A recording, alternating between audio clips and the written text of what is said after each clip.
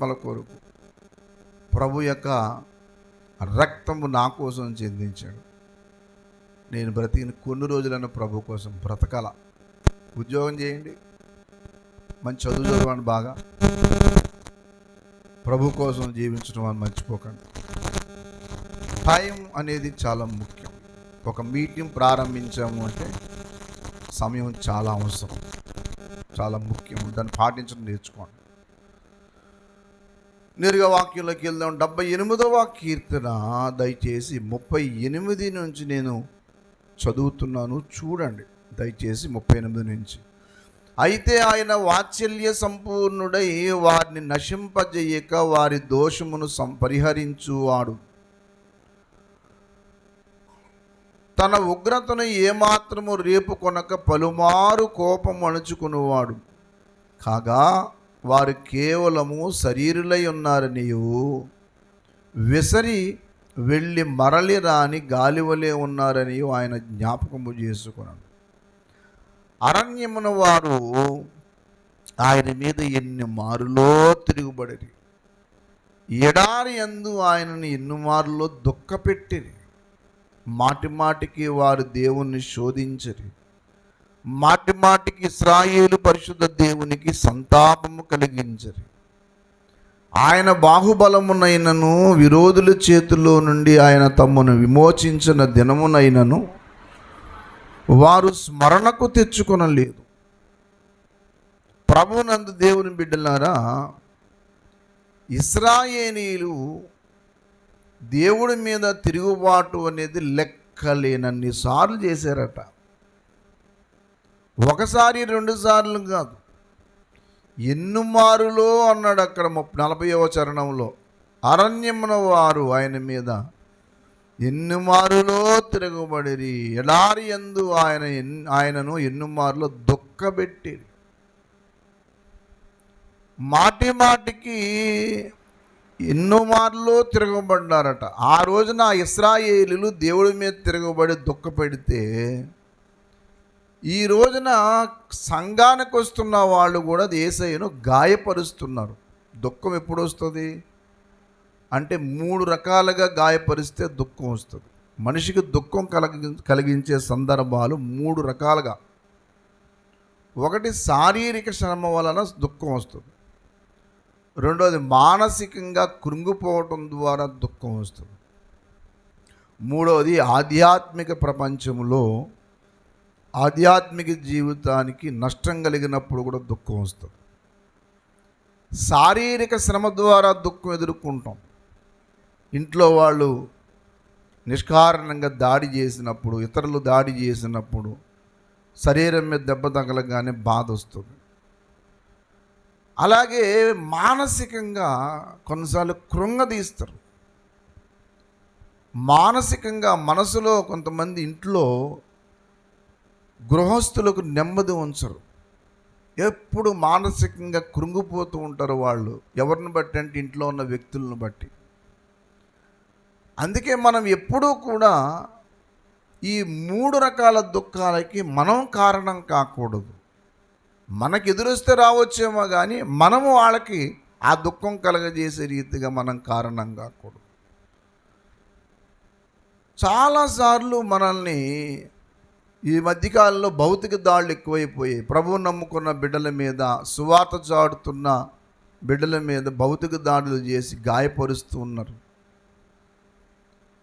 ఎందుకంటే ఎవడో ఒక అజ్ఞాని చెప్తున్నారు, ఎవరన్నా మీ ఊరు వస్తే తిరగబడండి, వాళ్ళని కొట్టండి, వాళ్ళని ప్రకటన చేయకుండా చేయండి అని అంటున్నారు. ఏం చేశాడు క్రైస్తవుడు? ఏ ఊరన్నా పాడు చేశాడా? యేసుప్రభు వారు ఈ భూమి మీదకి వచ్చి ఏమన్నా నాకు పెద్ద గుడి కట్టి నాకు జంతువులు బలి, ఆవులు, దూడలు, మేకలు, మనుషులను బలిమ్మని ఏమన్నా అడిగాడా? మీ నిలువు దోపుడు తెచ్చి నాకు ఇవ్వండి, గుండు గీయించుకోండి, మీ తల ఇవ్వండి అని ఏమన్నా అన్నాడా? లేకపోతే మీ పిల్లల్ని బలి ఇవ్వమని ఏమని చెప్పాడా? లేకపోతే మీరు నన్ను దర్శించడానికి ఫలానా దేశానికి, ఫలానా ఊరికి రండి, ఫలానా కొండకి ఎక్కితేనే కానీ మీకు లేదని చెప్పాడా? అలాంటిది ఏమన్నా అన్నాడా? ఏంటి మధ్యకాలంలో కొంతమంది పిచ్చి పిచ్చి వ్యవహారాలు చేస్తూ ఉన్నారు. మొక్కుకుంటారట, మొక్కు తీరలేదని చెప్పి ఆ కొండకి వెళ్తారు. ఏంట్రా మొక్కు? మన క్రైస్తవులు కూడా ఉన్నారు, తలెద్దామని చెప్పి మరియమ్మకు మొక్కుకున్నారట. అందుకని గౌరీపట్నం, గుణదల, నాగాపట్నం ఇవన్నీ వెళ్తూ ఉంటారు. ఎందుకు అని అంటే గుండు గీయించుకుంటాక. వాళ్ళకి నీకు ఇంక తేడా ఏముంది? ఏంటి నువ్వు మొక్కున్న మొక్కు? అసలు మొక్కుబడి అనే మాట బైబిల్లో ఎక్కడుంది, ఏ విషయాల్లో ఉందనే మాట మర్చిపోరు. మొక్కుబడి అనే మాట ఆయా సందర్భాల్లో చెప్పాడు. మొదటగా ఏంటంటే నీ బిడ్డలను దేవునికి మొక్కుబడి చేసుకో, అంటే నాజీరు చేసుకో, లేదా సమర్పించు. అది మొదటిది. రెండవది, నువ్వు దేవుడికి ఇచ్చే విషయంలో నువ్వు నోటంట పలానా ప్రభువా నీ సేవకి ఇస్తాను అని అనుకున్నప్పుడు అలాంటి మొక్కుబడి చేసుకో. మూడవదిగా, నీ పరిచర్యకు నేను ప్రత్యేకంగా నా గృహాన్ని లేదా నా సమస్తాన్ని పరిచర్య కోసం ఇస్తాను, అవి మొక్కుబడి చేసుకోవటం. కానీ శరీరం కోసుకోవడానికి, గుండు గీయించుకోవడానికి, లేకపోతే నిలువు దోపుడు ఇవ్వడానికి ఈ మొక్కుబడి బైబిల్లో ఏమి లేవు. బైబిల్లో ఉన్న విషయం వేరు, వీళ్ళు చెప్తున్నది వేరు. నీ బిడ్డలను సేవ కోసం, నువ్వు నీ బిడ్డలను ఒక తల్లిగా నువ్వు నీ బిడ్డల కోసం ఎంత కన్నీళ్ళు గార్చాలనంటే, నా బిడ్డలు ఒక ఉన్నత స్థాయికి వెళ్ళాలి. ఏం పర్లేదు, నేను ఏ పాపం చేసుకున్నా నా పిల్లలు బాగుంటారని భ్రమలోగా అనుకున్నావు. కానీ ఎప్పుడు ఆ భ్రమ పడకు.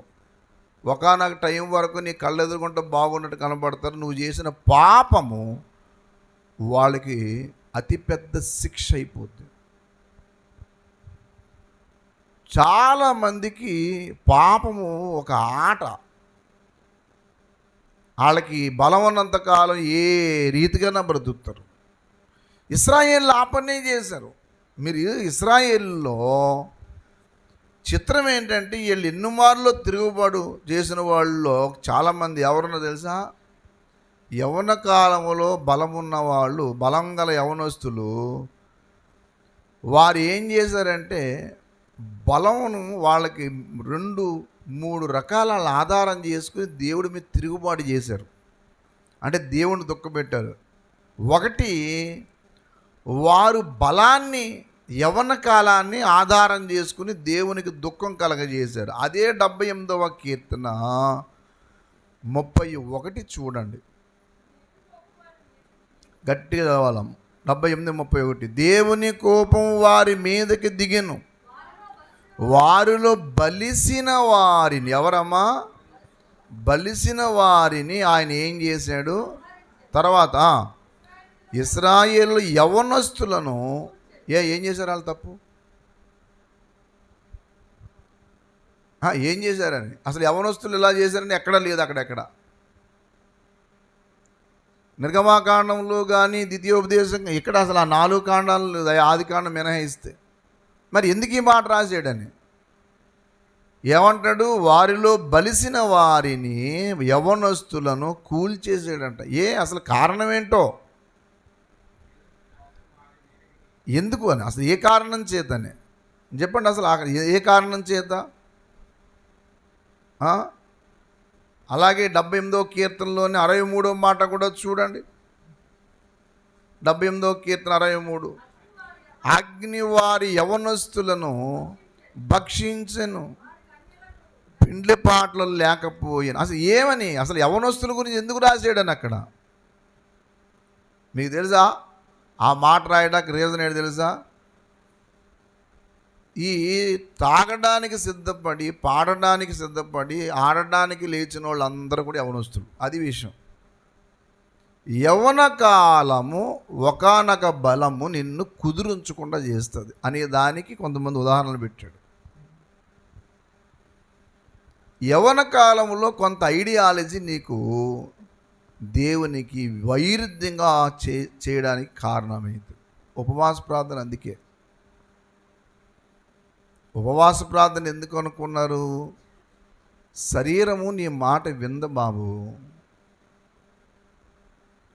నీకు ఉన్న యవ్వన కాల ఆలోచనలన్నీ కూడా దుష్టాలోచనలు. ఎప్పటి వరకు తెలుసా? నువ్వు మారు మనసు పొందనంత కాలం. అయితే మారు మనసు పొందితే ఆలోచనలు రావా అంటే వస్తాయి. మరి ఎలా చేయిస్తాం అంటే వాక్యం ద్వారా, ప్రార్థన ద్వారా, దేవుని బిడ్డల సహవాసం ద్వారా వాటిని జయిస్తావు. నువ్వు దేవుని బిడ్డల సహవాసం వదిలేసి రోడ్ల మీద కూర్చుని, వీధుల్లో కూర్చుని అటు ఇటు చూసినంత కాలం నీకు మారు మనసు లేదు. వాక్యాన్ని, ప్రార్థన నిర్లక్ష్యం చేసి ఎప్పుడు ఆ రోడ్డు అంటే వెళ్ళిన వాళ్ళు చూస్తూ ఉన్నావంటే నీ దృష్టి మారిపోయింది. నీకు మారు మనసు అనేది ఉందని ఎవరు చెప్పారు? వాక్యం చెప్తావు, ప్రసంగాలు చేస్తావు, పాటలు పాడతావు, వాయిద్యాలు వాయిస్తావు, అన్నీ చేస్తావు, కానీ నీ ఆలోచన విధానం మారకపోతే నీకు ఇంకా మారు మనసే లేదు. యెషయా గ్రంథము 55వ అధ్యాయము 7వ మాట చూడండి. యెషయా గ్రంథము 55వ అధ్యాయము 7వ వచనం. భక్తిహీనుల తమ మార్గములను విడవవలెను, దుష్టులు తమ తలంపులను మానవలెను. అది ఏమేమి మారాలమ్మా? మార్గములను విడవాలి, తలంపులు మారాలి. అంటే మార్గం, నువ్వు వీధి మారచ్చు, ఊరు మారచ్చు, పలానా ఊరు నుంచి ఈ ఊరు రావచ్చు. ఊరైతే మారావు కానీ ఫోన్ నెంబర్లన్నీ అయ్యే, సెల్ ఫోన్ కొత్తది, నెంబర్లన్నీ పాతాయి. ఏం మారావు? అడ్రస్ మారిందేమో కానీ అలవాట్లయితే మారలేదు. మార్పు చెందవా నీవు, మార్పు చెందవా, నీ బ్రతుకును మార్చుకోవా. అనుకూల సమయం ఇది అని ఎరిగి మారు మనసును పొందవా, మారు మనసును పొందవా. ఎన్నాళ్ళు నీవు జీవించిన గాని ఏమున్నది లోకములో, ఇన్నాళ్ళు నీవు చేసిన క్రియలన్నిటికీ తీర్పున్నది పైలోకములో. తీర్పు దినమునందున ఆయన ముందు నీవు నిలచే ధైర్యము నీకుందా, నిలచే ధైర్యము నీకుందా. మార్పు చెందవా నీవు, మార్పు చెందవా, నీ బ్రతుకును మార్చుకోవా. అనుకూల సమయం ఇది అని ఎరిగి మారు మనసును పొందవా, మారు మనసును. ఎదుటోడు వస్తువు చాలా బాగుంది, దాన్ని ఆక్రమించేయాలని ఆలోచన నాకు పుట్టిందంటేనే నాలో తేడా జరుగుతుందని అర్థం. నా మారు మనసులో తేడా జరుగుతుందనడానికి రుజువు ఏంటనంటే, ఎదుటి వారి యొక్క వస్తువుని ఎలాగన్నా సరే తస్కరించాలి అనే ఆలోచన బయలుదేరిన మరుక్షణం మంది నేను గతుక్కుమనాలి. ఎదుటిది ఇలాంటి తలంపు వస్తుంది నాకు అని చెప్పి, ఇది చాలా పొరపాటు. అందుకే రోజు దైవజనులైన వారు ఏం చెప్పారంటే పెద్దలు, ప్రతిరోజు పడకకి వెళ్ళే ముందు మోకరించి ప్రార్థన చేసి, ఈరోజు నేను చూసిన ఆ తలంచిన తలంపుల్లో, చూచిన చూపులో, నేను మాట్లాడిన మాటల్లో ఉన్న అపవిత్రత, పొరపాటున జరిగిందేమో ప్రభువా, దయచేసి నా పొరపాట్లు తెలుసు అంటే చేసేసి ఒప్పుకోమని కాదు అర్థం. అక్కడ కొంతమంది చేసేసి ఒప్పుకుంటాం, పంది వెళ్ళి దుల్లేయటం, ఏం చేయటం, వచ్చేసి మళ్ళీ రుద్దుకోవటం. పందికి గొర్రెకి తేడా ఏంటంటే, పంది బురదలో పడి హాయిగా వెళ్ళి గోడకి వేసుకుని రుద్దుకుంటా ఉంటుందట. గొర్రె అలా కాదు, పొరపాటున అసలు బురదలని చేసి చూస్తేనే అక్కడి నుంచి ఎలా దాటాలని చూస్తుంది. కాలు పడగానే అది ఏం చేద్దంటే బేర్ బేర్ మన ఏడ్చి దాన్ని దులిపేసుకునే వరకు అసలు మనశ్శాంతం. మనం పందులు, గొర్రెలు మనం తెలుసుకోవాలంటే ఇదే తేడా. పాపం చూసి 4 సప్లెత్తున్నాడు అనుకోండి అన్నాడంటే వీడికి ఏం మనసు ఏముంది, ఏముంది చెప్పండి, వీడి తేడా ఉంది ఏదో. ఆ బురద చూడగానే చచ్చా ఇదేంటి అని చెప్పి 2 అంశాలు పైనుంచి వెళ్తూ ఈ కింద బురదలో దొలుతున్న పందిని చూసి చచ్చి ఏంటి వెళ్తుందని చెప్పి బాధపడ్డాయంట. చిన్నది అది, పెద్ద పంది ఏం కాదు. ఎన్నిసార్లు వెళ్ళి నాకు దొరుకుతుందని చెప్పి ఓ రోజు జాలిపడి ఒకరికొకరు మాట్లాడుకొని పైకి తీసుకెళ్దాం వీడి దాన్ని, మనతో పాటు హాయిగా ఉండొచ్చు, మనం చక్కగా తెల్లగా ఎంత హ్యాపీగా ఉన్నాం, అది ఇటది బురదలు జల్లుతుందని చెప్పి ఆ రెండు అంశాలు కలిపి ఓ రోజు కూడబలుక్కుని వచ్చేట. వస్తే ఏంటి ఎంతకాలం చూసినా ఈ బురదలో దులుతున్నావు, ఇదేం జీవితం నీకు, దీనివల్ల ఏం ప్రయోజనం, నిన్ను ఎవరు చేర్చుకుంటారు, మా లైఫ్ చూడు ఎంత హ్యాపీగా అంత చక్కగా ఉన్నాము, ఇదేంటిది అని అంటే, ఏం చేస్తాం మరి నన్ను ఇక్కడ వదిలేశారు అని చెప్తే, మరి మా కూడా వస్తావా అని అంటే, వస్తా, అయితే సిద్ధపడైతే రేపు తీసుకెళ్తాను, నువ్వు రెడీ అయిపో అనేదానికి, సరే రేపు వచ్చే.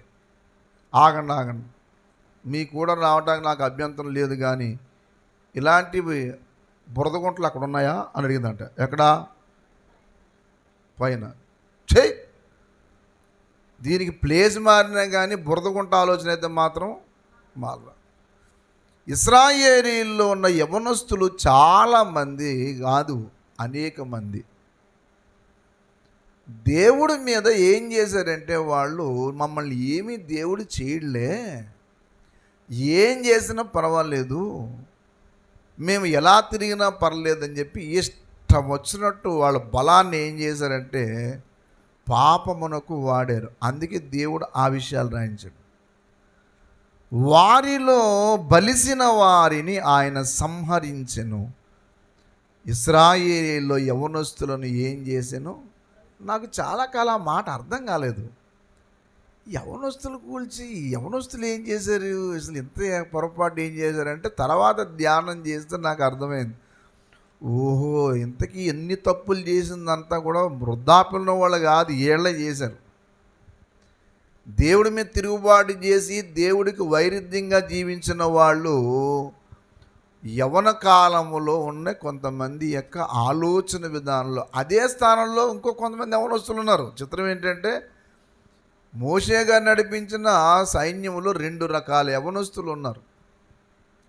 ఒకటేమో పాపం చేస్తూ బ్రతికిన వాళ్ళు, రెండేదేమో పాపాన్ని అసహించుకుని ప్రార్థనలో బ్రతికిన వాళ్ళు. పాపం చేసి బ్రతికిన వాళ్ళు ఏమనుకున్నారంటే, భలే ఎంజాయ్ చేయాలి యవన కాలం అంటే ఇది జీవితం అనుకున్నారు. కానీ అదే క్షణంలో కొంతమంది దేవుని కోసం బ్రతికిన యవనస్తులు ఉన్నారు. వాళ్ళకి వీళ్ళకి తేడా ఏంటనంటే, వీళ్ళేమో ఎంజాయ్ అంటూ అనుకుని సంతోషం అనుకుని సంహరించబడ్డారు. సంతోషించాలనుకుని సంహరించబడ్డారు. కొంతమంది యవనస్తులు ఏం చేశారంటే, గుడారాల్లో నుండి ప్రార్థనలో ఉండి ఆ సంఘానికి ఏం చేశారంటే సంరక్షకులు అయ్యారు. సంరక్షకులు అవటం కాదు, మోషే తర్వాత నాయకులు అయ్యారు. ఆ తరం వారందరూ యవనస్తులైన వాళ్ళు చాలామంది ఒకానొక టైం వచ్చినప్పటికీ చచ్చిపోయారు. అది చిత్రం. ఈ మధ్యకాలంలో ఎక్కువ వీ మిస్ యూ అని పెట్టే బ్యానర్లన్నీ ఏ వయసు వాళ్ళు తెలుసా? అంత యంగస్టర్. మీరు చూడండి, ఆ కుర్రోళ్ళు పుట్టవాళ్ళు చూస్తే ఏమిరా వీళ్ళు అని. చచ్చిపోయే ఆడోళ్ళు, ఆడపిల్లలు పెళ్ళయ్యే ఇంకా చిన్న వయసులో కొంతమంది మృగాలు తయారయ్యారనుకోండి, చిన్న పిల్లలు పాడు చేసే మృగాలు కూడా తయారైపోయాయి. ఇలాంటి తయారయ్యారు. ఆ తరములో కూడా అట్లాంటి వాళ్ళు ఉన్నారు. 1 కొరింథీ పత్రిక 10వ అధ్యాయం 4వ వచనం చూడండి. ఈ యవనస్తులు ఏ కార్యక్రమాలు చేశారో మహానుభావులు. అంటే సమాజానికి ఉపయోగపడిన కార్యక్రమం కాదు, ఎందుకు నాశనం చేసుకున్న కార్యక్రమాలు చేశారు. దయచేసి కొరింథీ పత్రిక 1 పత్రిక 10వ అధ్యాయం 5వ మాట, అయితే వారిలో ఎక్కువ మంది దేవునికి ఇష్టలుగా ఉండకపోయారు కనుక అరణ్యములో ఏం చేయబడ్డారు? వారు ఆశించిన ప్రకారము మనము చెడ్డ వాటిని, అది చెడుతనము అనే దానిని కూడా నువ్వు ఆశించవద్దు. అంటే చెడుతనం మీద నీకు ఆశ పుడుతుంది. అది ఎప్పుడంటే ఒక ఏజ్ ఫ్యాక్టర్ ఉంటుంది. ఒక వయసులో నీకు ఒక ఆలోచన విధానము దేవునికి, నీ సొంత జీవితానికి, కుటుంబ జీవితానికి వ్యతిరేకమైన తలంపులు వస్తాయి. ఆ రాగానే ఆ తలంపులను అమలు చేయడానికి కాదు నీ జీవితం.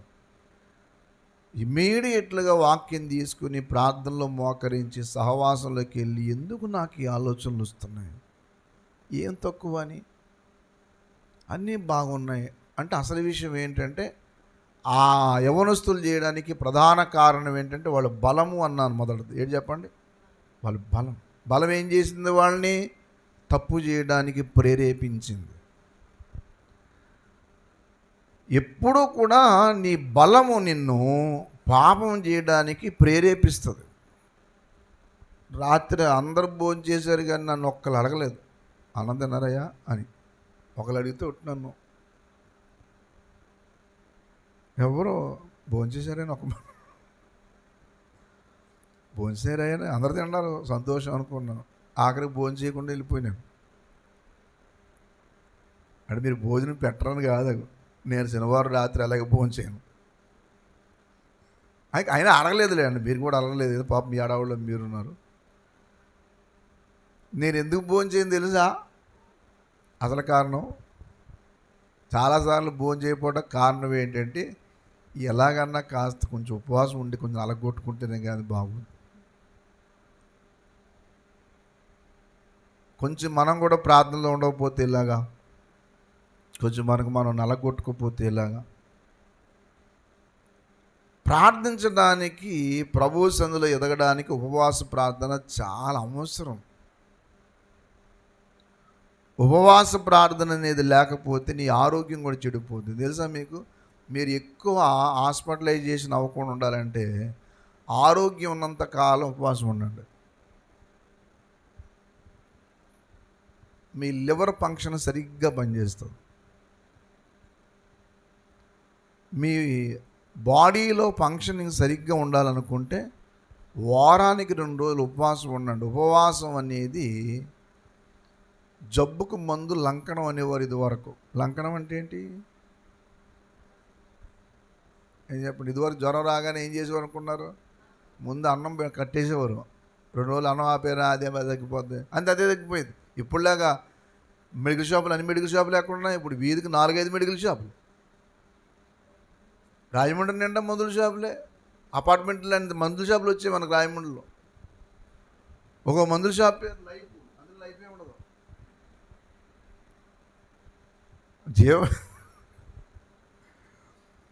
మందుల షాపులు ఎక్కడ పడితే అక్కడ ఇన్ని ఫార్మసీ ఎంతకు వచ్చింది తెలుసా మీకు? అసలు ఇన్ని జబ్బులు ఎందుకు వస్తున్నాయి తెలుసా మీకు?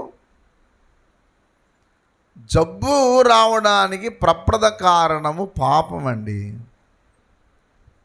పాపం పెరిగిపోయే కొలది జబ్బు పెరుగుతుందని ద్వితీయోపదేశ కాండములోను లేవియా కాండంలో దేవుడు హెచ్చరించాడు.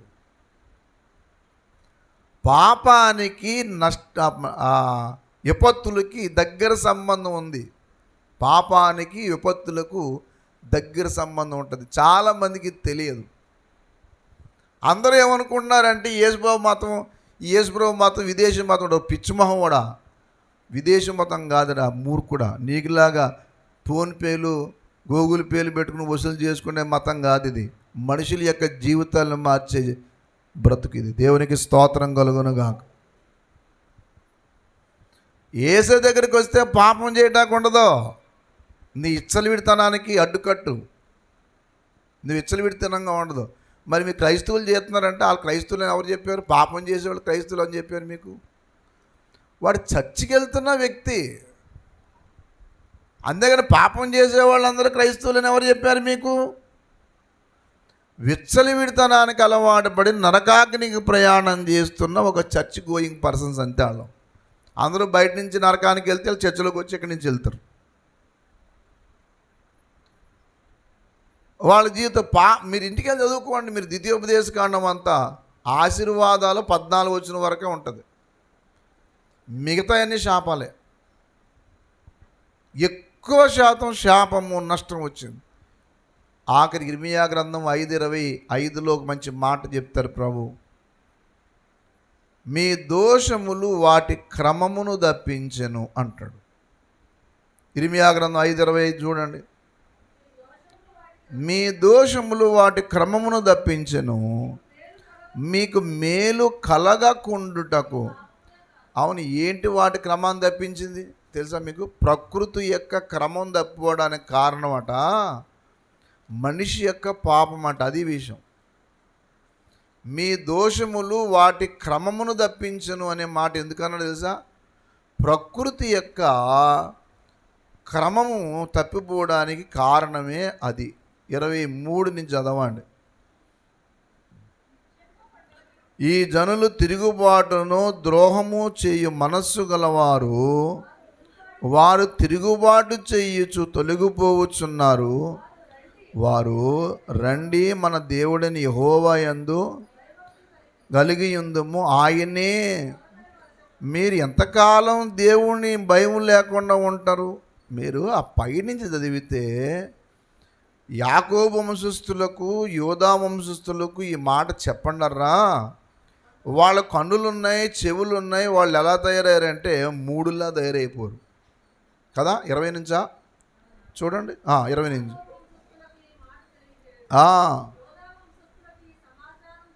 చదవండి. కన్నులుండి చూడక, వినక, అదిగో ఈ మాట కానీ నేను కానీ అంటే నన్ను పళ్ళు నూరెత్తరు ఒకరు. ఇప్పుడు ఇదే మాటగా నేను అనుకోండి, ఏం చేస్తారు? ఏంటోనండి, చాలా ఘోరంగా మాట్లాడతాడండి బాబు అయినా అంటే. ఇది నేను రాసినా ఏంటి? బైబిల్లో కొంతమంది సేవకులు అయితే చాలా దారుణంగా మాట్లాడారు. మోస్కరులారా అంటాడు స్టెఫను. చెవులను హృదయములను దేవుని వాక్యమునకు ఇవ్వని ముస్కరులారా అంటాడు స్టెఫను. అపోస్తల కార్యం గ్రంథం 7వ అధ్యాయం 52వ వచనంతో అంటాడు.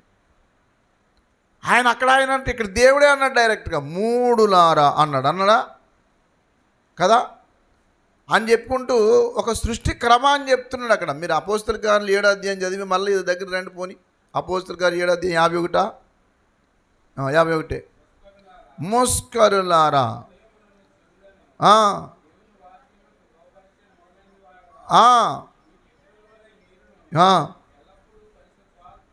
అదిగో ఏమన్నారు? ఎల్లప్పుడు పరిశుద్ధాత్మను ఏం చేస్తున్నారు? మీ హృదయాల్లో కార్యం చేసి ఆయన మీరు కాదనుకుంటున్నారు. ఎంతకాలం చేస్తారు? ఇక్కడేమో దేవుడు మాట్లాడతాడు. చదవండి ఇప్పుడు ఇర్మియా గ్రంథం దగ్గర రండి. ఇర్మియా గ్రంథము 5 దయచేసి ఒక సృష్టి క్రమం చెప్పాడు చూడండి ప్రభు. సముద్రము దాటలేకుండాన్నట్లు దానికి తరంగములు ఎంత పొర్లెను, అవి ప్రబల లేకయు దాని దాటలేకున్నట్లు నిత్య నిర్ణయము చేత దానికి ఇసుకను, అది దేవుడు సముద్రానికి ఒక గట్టు వేసాడట. ఏంట గట్టు? ఇసుక. ఇప్పుడు రాజమండ్రిలో గోదావరి పొలో మనం తోడేస్తున్నారు. తోడేను ఏం జరుగుతుందో చూద్దరు.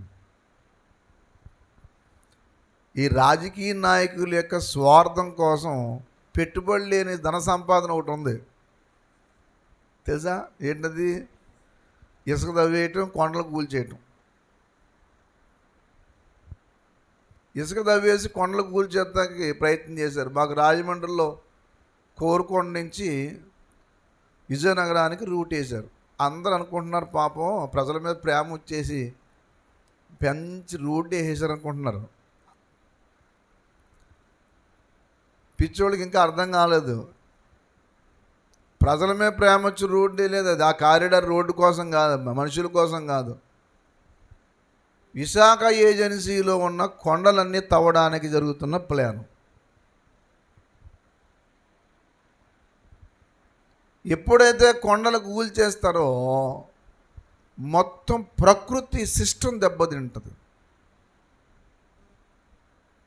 అక్కడున్న జనాభా సంఖ్య ఉండదు. ప్రకృతులు దొరికే చాలా వస్తువులు దొరకవు. వాతావరణం వేడెక్కిపోద్ది. ఇప్పటికే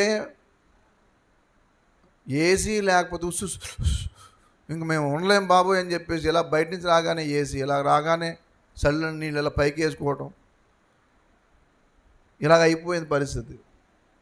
ఇప్పుడు ఇవన్నీ నరికేస్తారు. ఇప్పుడు ఇసుక దవ్వేస్తారు. ఇసుక దవ్వేయటం వల్ల మొత్తం ఈ ఈ గోదావరి పరివాహక ప్రాంతంలో ఉన్న ఇళ్ళన్నీ నెమ్మదిగా బీట తీయటం మొదలెడతాయి.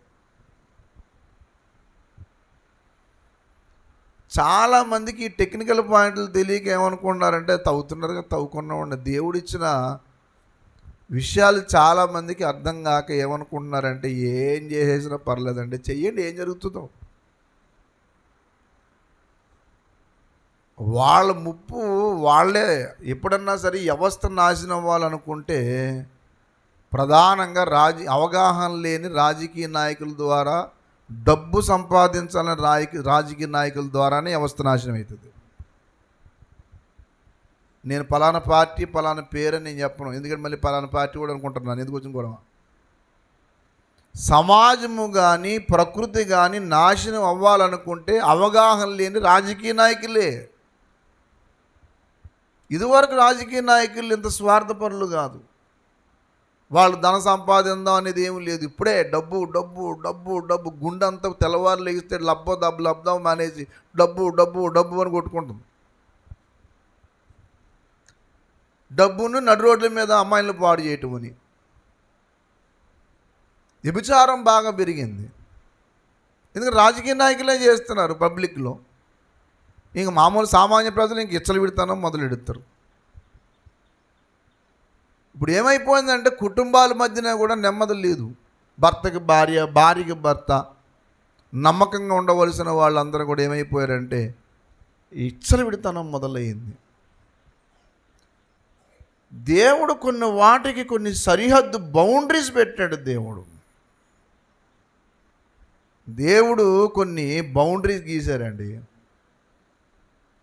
ఆ బౌండరీ ఎప్పుడైతే మనిషి అతిక్రమిస్తాడో ముప్పు దేవుడికి ఉండదు.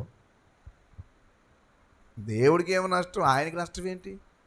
ఆయన అవసరమైతే ఏదైనా మార్చగలడు, ఏదైనా చేయగలడు. ముప్పు అంతా నీకే. యవ్వనస్తులు ఏమనుకున్నారంటే తప్పులు చేసి ముప్పులు తెచ్చుకున్నారు. ఇశ్రాయేలీలో ఉన్న యవ్వనస్తులు కొంతమంది మోషే హెచ్చరిక చేస్తూ ఉన్నా సరే ఇష్టం వచ్చిన బ్రతికేశారు. అందుకని అక్కడ ఎన్ని మారులో అన్నాడు. ఎన్ని మారులు చెప్పండి? ఎన్ని మారులో. నేను అడుగుతున్నాను, నువ్వు ఎన్నిసార్లు చెప్పించుకుంటావు? బుద్ధి జ్ఞానము లేని గుర్రముల వలె కానీ కంచర గాడిదల్లాగా ఉండొద్దు అంటాడు 32వ కీర్తన 9వ మాటలో. చూడండి ఆ మాటలో, దయచేసి 32వ కీర్తన 9వ మాట చదవండి. బుద్ధి జ్ఞానము లేని గుర్రముల వల్లైనను కంచర గాడిద వల్లైనను. అవును, ఆ మాట ఎందుకు వాడాడు నాకు చెప్పండి అసలు. ఇంకో జంతువులకి ఏమన్నా వాడచ్చు కదా. గుర్రానికి గాడిదని, కంచర గాడిదని ఎందుకు అన్నాడు? బుద్ధి జ్ఞానులను కుక్కల్లాగా కానీ, నక్కల్లాగా కానీ, ఆవుల్లాగా, పశువుల్లాగా అనొచ్చు కదంటే అవి బ్రహ్మాండంగా ఉంటాయి. కుక్కకి చాలా జ్ఞానం. మీకు కుక్క సంగతి సాధారణంగా చాలామందికి తెలియదు. అది ప్రమాదం జరిగితే ఒకలాగా అరుస్తుంది, మామూలుగా అయితే ఒకలాగా అరుస్తుంది. ప్రమాదం ఫస్ట్ పసిగట్టేది కుక్కే. అది సౌండ్, వాసన సౌండ్ పసిగెడుతుంది.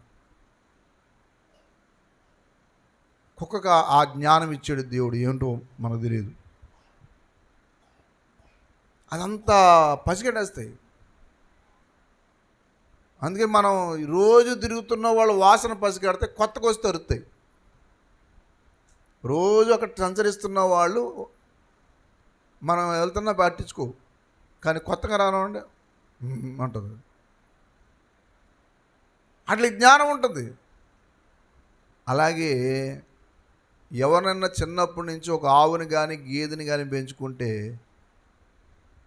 దానికి దాని యజమాని మీద ఎంత ప్రేమ ఉంటుందంటే అంత ప్రేమ ఉంటుంది. వాళ్ళు చచ్చిపోతే ఏడుస్తాయి. నేను ఒక గేదెని పెంచాను, నేను గేదెలు కూడా కాశాను. దాన్ని చిన్నప్పటి నుంచి పెంచితే అది నేను ఇలా వస్తున్నానంటే ఇలా బుర్రెత్తి చూసి గట్టిగా అరిచి పరిగెట్టుకుంటూ వచ్చింది. అది నాకు భలే ఏం తెలివి వీటికి. ఆవులు కూడా అంతే. అవి మన దగ్గర రాగానే మెడ మీద వేసి నాలుగేసి తెగ నవ్వుతూ ఉంటాయి. అన్ని జ్ఞానంగా ఉంటాయి. ఈ జ్ఞానం లేని 2 జంతువులు ఉన్నాయి, చాలా ఉన్నాయి, కానీ ఒక 2 జంతువులు చెప్పాడు. బుద్ధి జ్ఞానము లేని గుర్రాల్లా. కానీ అది ఎందుకు చేసేది తెలుసా మీకు? గుర్రానికి అది చాలా దుర్మార్గ బుద్ధి ఉంటుంది దానికి. గాడిదకి కూడా అంతే. అది ఇప్పుడు మీకు చెప్పను, కానీ గుర్రము, కోతి కూడా చండాలం బుద్ధి. వాటి బుద్ధి సరైనది కాదు. అవి అవసరమైనప్పుడు ఆడోళ్ళు కూడా బాగు చేస్తాయి. అంత డేంజరస్ అవి. అందుకే వాక్యంలో విచ్చలవిడితనానికి సూచనగా వాటినిత్తాడు. ఈ కంచరగాడిద ఒకటి, గుర్రానికి ఒకటి సరైన జ్ఞానం ఉండదు. అలా ఉండకండి మీరు అన్నాడా? ఏమన్నాడు చెప్పండి? అందుకే బాగా ఒళ్ళు మండిపోయిన తర్వాత తిక్క పనులు చేస్తున్న వాళ్ళు ఏమంటారు? ఇక వస్తే గాడిద అంటారు. అంటే అర్థం ఏంటి? గాడిద అనకుండా కంచర గాడిద అందిట. ఎందుకు అంటే అలా చెడిపోయారు. యవ్వన కాలములో జీవితాలని అలాగే పాడు చేసుకున్నారు. గుర్రాన్ని ఎందుకు అన్నాడో నేను మీకు చిన్న విషయం చెప్తాను, మీకు బాగా అర్థం కావడానికి. సుమా మీరు ఇంకోలా తీసుకోకనే దాన్ని. దయచేసి ఇర్మియా గ్రంథము 9వ అధ్యాయమా, ఇక్కడ ఒక మంచి మాట ఉంది చూడండి.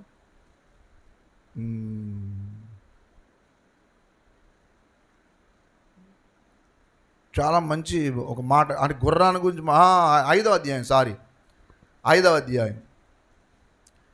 అధ్యాయము 7-8 వచనాలు చూడండి. నీ పిల్లలు నన్ను విడిచి దైవము కాని వాటితోడని ప్రమాణము చేయుదురు. నేను వారిని తృప్తిగా పోషించినను వారు వ్యభిచారము చేయుచు గుంపులు కూడుదురు. నేనెట్లు నిన్ను క్షమించుదును. చదవండి. అదిగో, బాగుగా బలిసిన గుర్రముల వలె ప్రతివాడును ఇటు అటు తిరుగుచు. అదిగో అసలు విషయం. గుర్రాన్ని ఎందుకు వాడాడు? అర్థమైందా? ఎందుకు వాడాడు చెప్పండి? అది కారణం. అంటే వాడి యొక్క మనస్తత్వం మంచిది కాదని ఇంకో చోట రాశాడు. ఇంకో చోట ఎక్కడ? ఇర్మియా గ్రంథము 8వ అధ్యాయము. అంత దూరం వద్దాలి, ఇంకా ముందే ఉంటుంది చూడండి. ఇర్మియా గ్రంథము 8వ అధ్యాయము 6వ వచనం. 6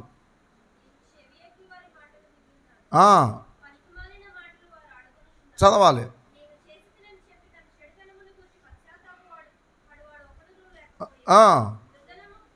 యుద్ధమునకు చొరబడు గుర్రము వలె తనకి ఇష్టమైన మార్గాన్ని ఏం చేస్తున్నాడు అంటే దేవునికి వ్యతిరేకమైన మనస్తత్వముతో దేవునికి వ్యతిరేకమైన మార్గంలో తిరిగే వ్యక్తులందరినీ ఇట్లాగే పోల్చాడు. ఇశ్రాయేలీల్లో ఉన్న యవనస్తులు చేసిన అతిపెద్ద పొరపాటు ఏంటనంటే, వారు బలాన్ని ఆధారం చేసుకుని, వాళ్ళ శౌర్యమును ఆధారం చేసుకుని దేవునికి యాంటీగా జీవించడం మొదలెట్టారు. నేను ఒక్క మాట మిమ్మల్ని బతిమాలుతూ చెప్తున్నాను, మీకు అవసరమైతే మీకు కాళ్ళు పెట్టుకుని చెప్తున్నాను, వినండి. బలం ఉంది కదా అని చెప్పేసి నీకు వచ్చిన ఆలోచనలన్నీ అమలు చేయడానికి ఇష్టపడక.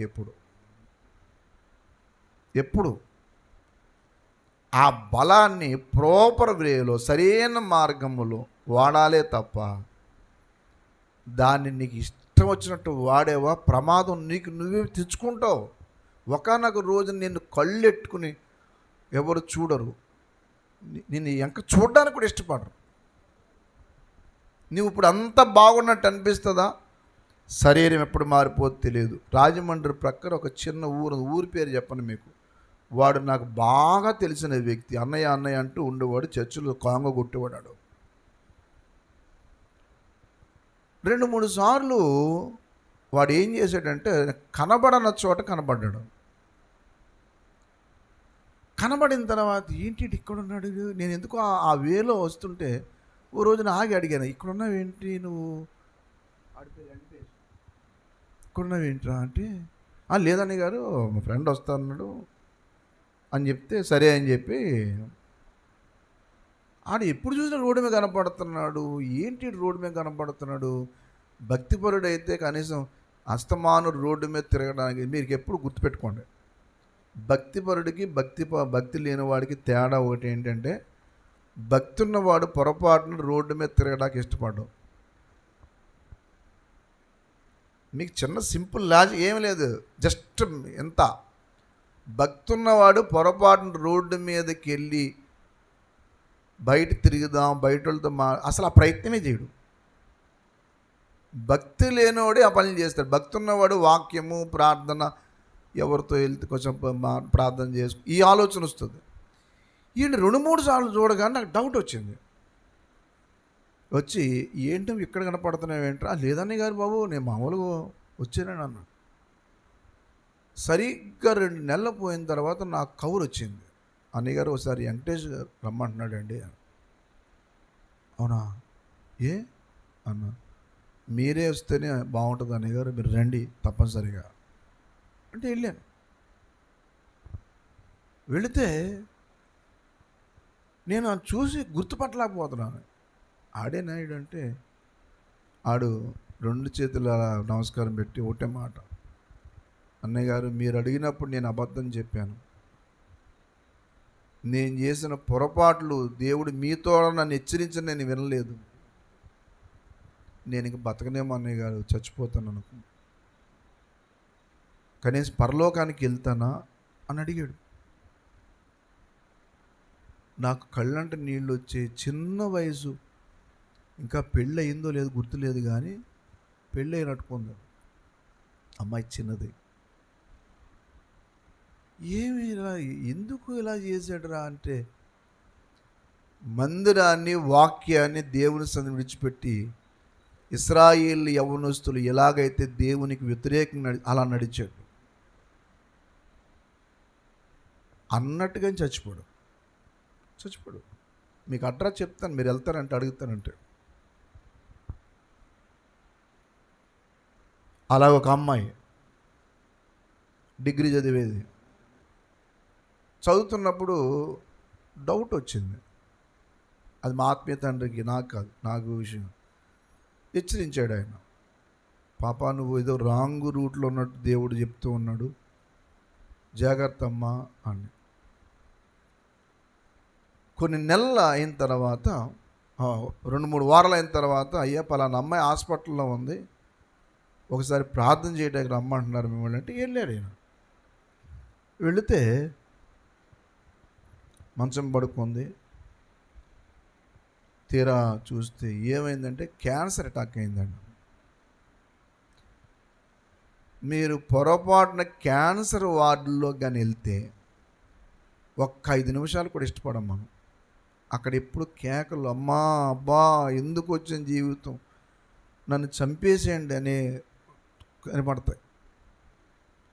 ఈయన అడిగారు, ఏం పాప నువ్వు ఏం చేసావు, చేయరాని తప్పులు చేసావా అని అంటే, అవునయ్యా నేను చేసిన పొరపాటు ఇదే, మీరు చెప్పారు అయినా మీరు మిమ్మల్ని మోసం చేసేదో అన్నాను,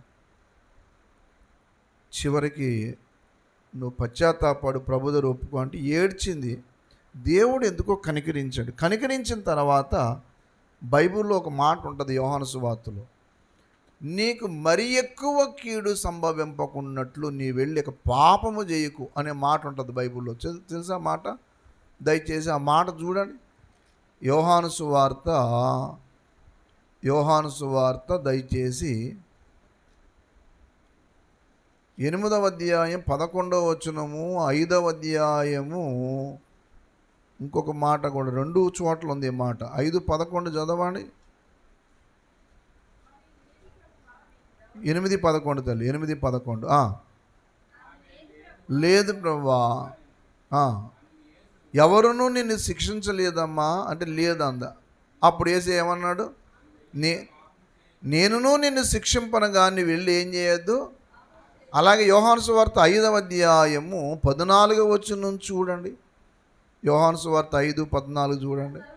అటు తర్వాత యేసు దేవాలయములో వారిని చూచి స్వస్థత నొందితివి, మరి ఎక్కువ కీడు నీకు కలగకుండునట్లు. అదే విషయం. ఎవరు?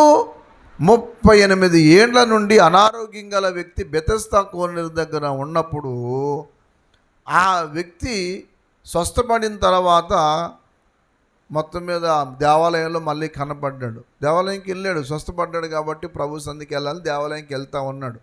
యేసయ్య చూశాడు, స్వస్థపడ్డావు కదా బాబు, జాగ్రత్త అని ఏమన్నాడు చెప్పండి?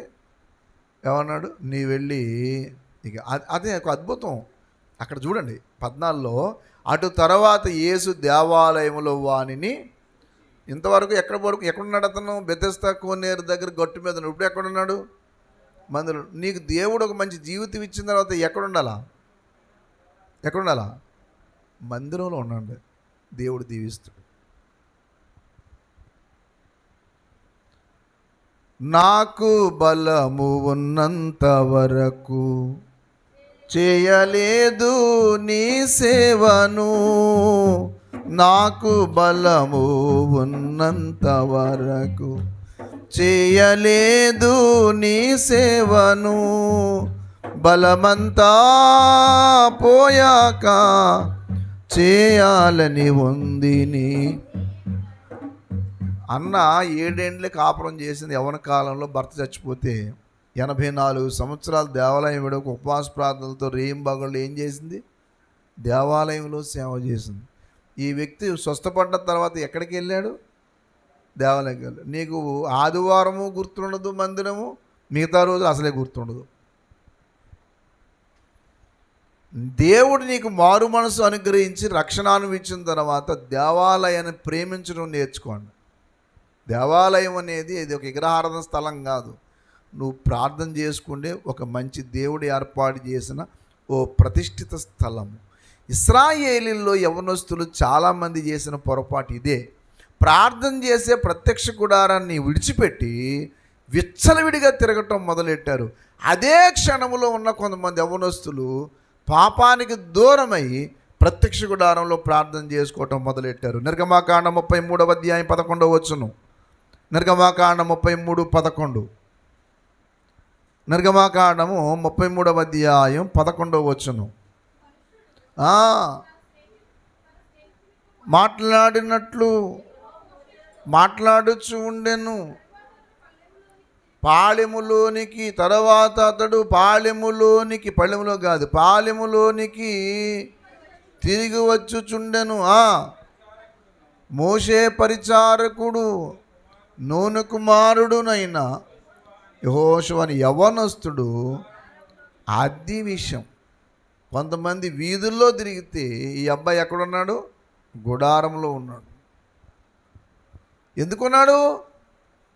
ప్రత్యక్ష గుడారము, ప్రార్థనా గుడారం. మోషేకు పరిచర్య చేస్తూ దేవుని యొక్క పరిచారం చేస్తూ బ్రతికిన యవ్వనస్తులు కొంతమంది ఉన్నారు బైబిల్లో.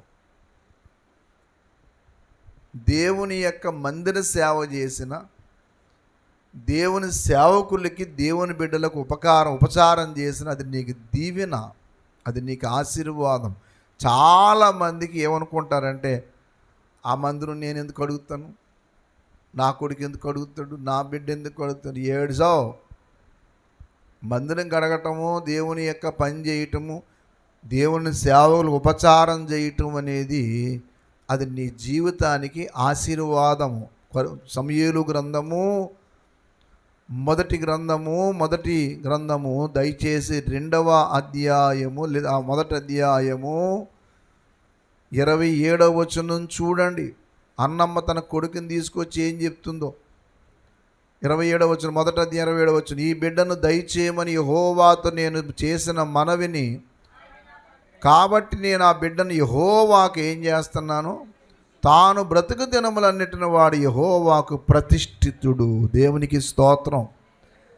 యెహోవాకు ఒక బిడ్డేమో పుట్టాడు ఫస్ట్. దేవుడికి సమర్పించింది. ఈవిడ సేవ చేయాల. రాత్రి కీబోర్డ్ వాయించిన తమ్ముడు సాక్ష్యం చెప్పాడు.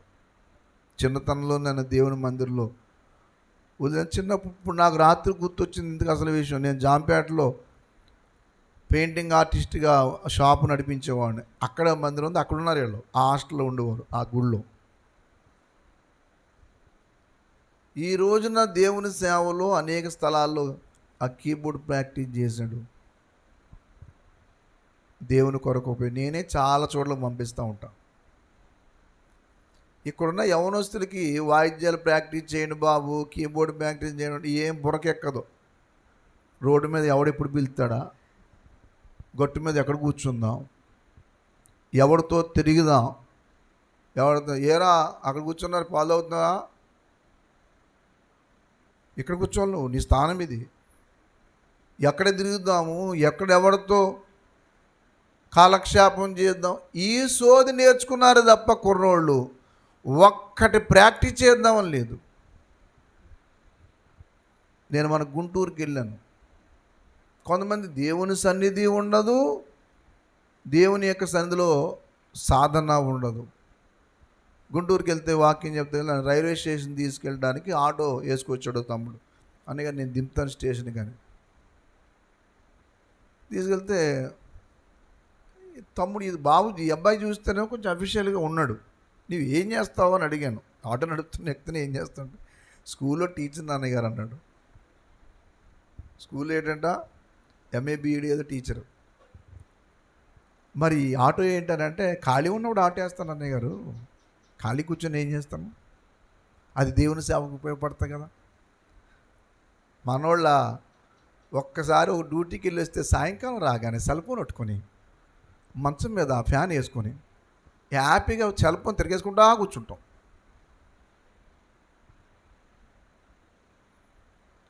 మనలో ప్రాక్టీస్ చేద్దాం, సాధన చేద్దాం అని ఏమీ లేదు.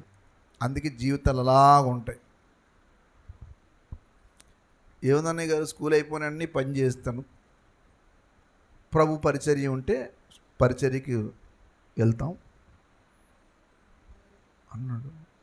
ఎంత అద్భుతం అంటే ఎంత ఆశ్చర్యం. నేను యవనస్తులుగా మీరు ఒక ఏజ్లో ఉన్న ప్రతి వాళ్ళని అడుగుతాను, ఏం ప్రాక్టీస్ చేస్తున్నావు నువ్వు, ఏం సాధన చేస్తున్నావు, ఏంటా నువ్వు చేసేది? నిన్న అమెరికాలో ప్రిన్సిపల్ సంగతి స్టోరీ చదివాను. నేను ఎవరితోనో మాట్లాడుతుంటానో ఒక స్టోరీ చదివేస్తుంటాను. ఒక స్కూల్ ప్రిన్సిపల్ అట, ఒక కాలేజ్ ప్రిన్సిపల్.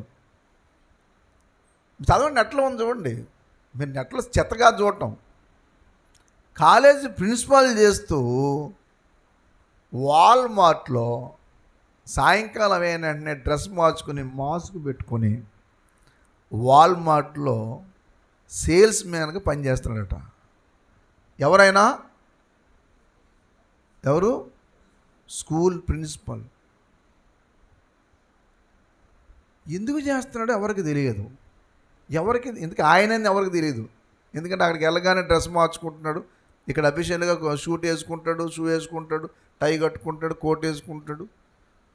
తీరా సాయంకాలం అవగానే వాల్మార్ట్కి వెళ్ళి పని చేస్తున్నాడు.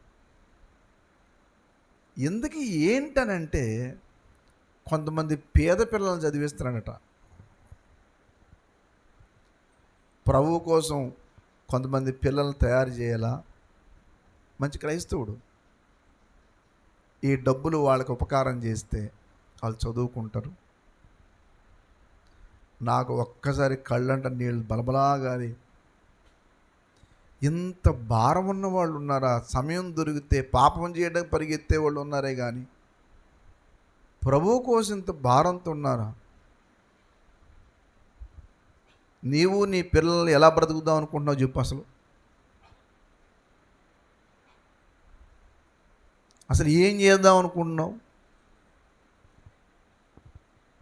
ఇశ్రాయేలీల్లో మీరు ఆ 78వ కీర్తన నేను అక్కడక్కడ కొన్ని విషయాలు గుర్తు చేస్తున్నా కానీ వాళ్ళు చేసిన ఇంకో పొరపాటు ఏంటంటే మర్చిపోయారట. దేవుని యొక్క కార్యాలు ఏం చేశారంటే మరిచిపోయి మదం ఎక్కి చేసిన పొరపాటు రాసుకుంటూ వచ్చాడు. 78వ కీర్తన దయచేసి 42వ మాట చూడండి. ఆయన బాహుబలమునైనను విరోధుల చేతుల్లో నుండి ఆయన తమని విమోచించిన దినమునైనను వారిని తెచ్చుకోలేదట. ఏం చేయలేదు చెప్పండి వాళ్ళు? దేవుని యొక్క బాహుబలమును, యేసయ్యను అలాగే విమోచించిన ఒక రోజు పెట్టాడు ఆయన. This is your remembrance day. ఇది మీకు జ్ఞాపకార్థం ఉండవలసిన దినం. ఇది గుర్తుపెట్టుకోండి. యానివర్సరీ అంటాం, చర్చ్ యానివర్సరీ అని చేస్తాం. ఎందుకు చేస్తాం అంటే ఊరినే తినేసి వెళ్ళిపోవటక కాదు. ఆ రోజుని జ్ఞాపకం చేసుకుని దేవుడు ఇలాంటి పరిస్థితుల నుండి మమ్మల్ని తప్పించి ఇడిపించాడు. ప్రభువు ఈ సహాయం చేశాడు. దేవుని కోసం నేను ఏదన్నా ఒకటి చేయాలా అని ఆ స్కూల్ ఇన్స్పెక్టర్, ఆ ప్రిన్సిపాల్ గారు చేసిన ఆ పరిచయం చూస్తే నేను ఆశ్చర్యపోను. ప్రతి మినిట్ని సద్వినియోగం చేసుకో. ఒక స్త్రీగా, ఒక గృహిణిగా, లేదా ఒక యవనస్తుడుగా నీ బలాన్ని, సమయాన్ని, ధనాన్ని దేనికి వాడుతున్నావు చెప్పు. కొంతమంది ఎప్పుడు కవుర్లు, రోడ్డు మీద ఎవరు కూర్చుంటారా, ఇంట్లో ఖాళీ ఆడికి వెళ్ళి చెప్పు ఆంటీ చెప్పండి, చెప్పు తీసుకుంటాను. మళ్ళీ ఎవరితో నువ్వు కూర్చున్నావు సోది మొఖం, ఇలా ప్రార్థన చేసుకో అందరూ ఏళ్ళు కూడా. నీకు ఇక్కడ పని ఏంటి అసలు? ఏంట్రా నీకు ఇక్కడ పని? ఈ మధ్యకాలంలో నేను చూస్తాను ఎలా తిరుగుతుంటే ఆ అంబేద్కర్ గారు ఎంత ఎడుతుంటారు నాకు డౌట్ వచ్చి. ఫుల్ వేయటం అక్కడ కూర్చోవటం. ఎక్కడ నేను అనుకుంటాను నిజంగా ఆయన అంత బాధ ఎవడు పడరు ఆయన.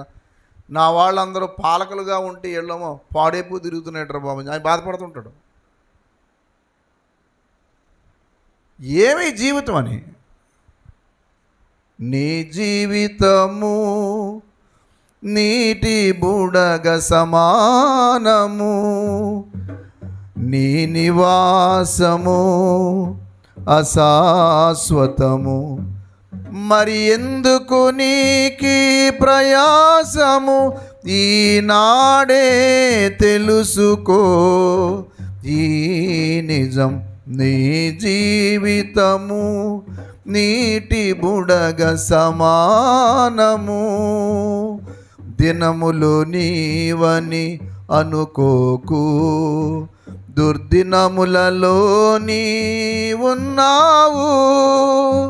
ఏనాడో నీ జీవితాంతము, ఏనాడో నీ జీవిత అంతము, ఈ క్షణమే చేరుము యేసుని చెంతకు. నీ జీవితము నీటి బుడగ సమానము, నీ నివాసము అశాశ్వతము, మరి ఎందుకు నీకి ప్రయాసము? ఈనాడే తెలుసుకో ఈ నిజం. నీ జీవితము నీటి బుడగ సమానము, దినములు నీవని అనుకోకు. ఇప్పుడు నా చిన్నప్పుడు పాట ఇది, ఎవరు రాశారో సరి గుర్తులేదు కానీ, దినములు నీవని అనుకోకు, దుర్దినములలో నీవు ఉన్నావు. ఏదో బలం ఉంది, అందం ఉంది, ఏదో ఏం చేసిన పలా అనుకోండి. జాగ్రత్త. ఈ 78వ కీర్తన ప్రతి వాళ్ళకి ఒక హెచ్చరిక. యవనస్తులు చాలామంది అనుకున్నారు నన్ను ఎవరు ఏమీ చేయలేరులే అని. మనుషులు ఎవరు ఏం చేయలేరు బాబు. నీ బలమున్నంత కాలము ఎలా జీవించాలో, ఎంత ఘోరంగా బ్రతుకుతావు. కానీ ఆల్ ఆఫ్ సడన్గా ఏమవుతుంది తెలుసా? నువ్వు పాడైపోవటానికి రోజులు ఏం పట్టవు, క్షణాలు దాలు. అందుకే నీ సమయం ఉన్నప్పుడే పశ్చాత్తాపడి మరలా వెనక్కి తిరిగి పాత జీవితానికి వెళ్ళొద్దు. మీరు బాగా వాక్యం చదివి ప్రార్థనలో ఎదుగుతూ ఉన్నప్పుడు 2 రకాల యవనస్తుల్లో మీరు ఎలా బ్రతకాలో మీరు నిర్ణయించుకోవడానికి దేవుడు ఒక అవకాశం ఇస్తాడు. ఇశ్రాయేలు ప్రజల్లో విచ్చలవిడిగా తిరిగి జీవితాన్ని పాడు చేసుకున్న యవనస్తులు ఉన్నారు. అదే క్షణంలో దేవుని కోసం బ్రతికి ప్రభువు కోసం జీవించిన యవనస్తులు ఉన్నారు. సంఘములో మిమ్మల్ని అందరూ ప్రశ్నిస్తున్నా, నువ్వు ఎలా బ్రతకాలనుకుంటున్నావు? శిక్ష అనిపించిన యవనస్తుల్లాగా వ్యక్తుల్లా బ్రతకాలనుకుంటున్నావా, లేదా దేవుని కొరకు బ్రతికిన సాక్షుల్లా బ్రతకాలనుకుంటున్నావా? నిర్ణయం నీదే. కాబట్టి సమయాన్ని సద్వినియోగం చేసుకుందాం. ప్రభు ఆ కృపాభాగ్యం మనందరికీ దయచేయనుగాక. మోకరించండి, ప్రార్థన చేద్దాం.